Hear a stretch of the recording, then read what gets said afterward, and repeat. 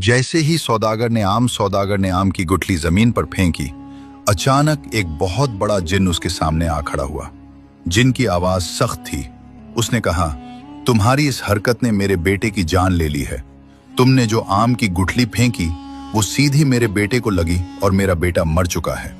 अब तुम्हें इसकी सजा दी जाएगी। यह सुनकर सौदागर का दिल दहल गया। वो एक लम्हे के लिए साकित रह गया। उसे अंदाजा नहीं था कि एक मामूली सी हरकत उसे इस हाल तक पहुंचा देगी। उसने फौरन कहा, मुझे इस बात का इल्म नहीं था।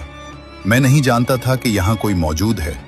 मेरी नीयत किसी को नुकसान पहुंचाने की नहीं थी। मैंने जानबूझकर कुछ नहीं किया। जिन ने जवाब दिया, नीयत का फैसला बाद में होता है, फैसला अमल पर किया जाता है, और तुम्हारा अमल मेरे बेटे की मौत बना है। सौदागर परेशान हो गया। वो जानता था कि ये कोई मामूली जिन नहीं है और उसके सामने बहस करना बेकार होगा। उसने खुद को संभाला और कहा, मैं एक सौदागर हूं।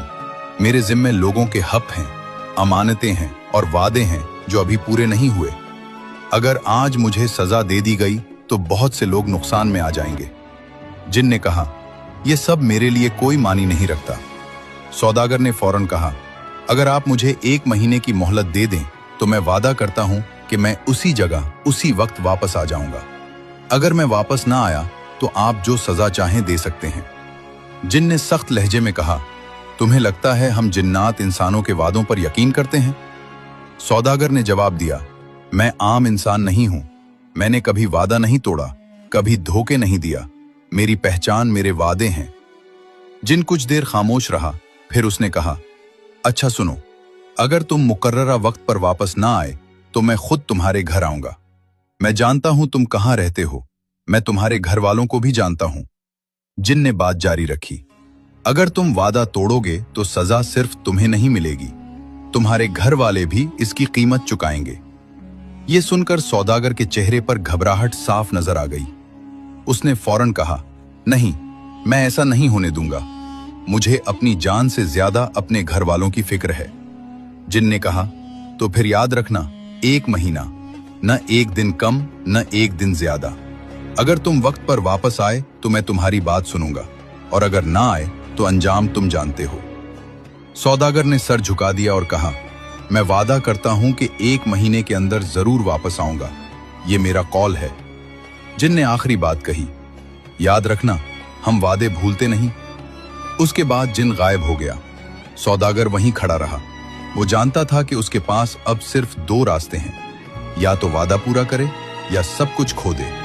और यहीं से इस कहानी का असल इम्तिहान शुरू होता है। सौदागर घर पहुंचा, मगर उसी दिन से उसने अपनी तमाम जिम्मेदारियां पूरी करना शुरू कर दी। जिन लोगों का कर्ज उस पर था वो अदा कर दिया। जिनकी अमानतें उसके पास थीं वो लौटा दी। जिनके साथ कारोबारी वादे बाकी थे उन्हें निपटा दिया। वो किसी को वजह नहीं बताता था, किसी को सवाल का मौका नहीं देता था, बस काम पूरा करता चला जा रहा था। दिन गुजरते गए और उसके काम खत्म होते गए। जब आखिरी दिन रह गया तो उसने घर वालों को बुलाकर साफ बात कह दी कि अगर मैं 1 महीने के अंदर वापस ना आया तो मेरा इंतजार मत करना। उसके बाद वो सफर पर रवाना हो गया। वक्त मुकर्ररा पर वो वादे की जगह पहुंच गया। कुछ देर बाद वहां एक दरवेश आ गया। सौदागर ने पूछा, आप कौन हैं? दरवेश ने जवाब दिया, अल्लाह ने मुझे तुम्हारी मदद के लिए भेजा है। सौदागर ने कोई सवाल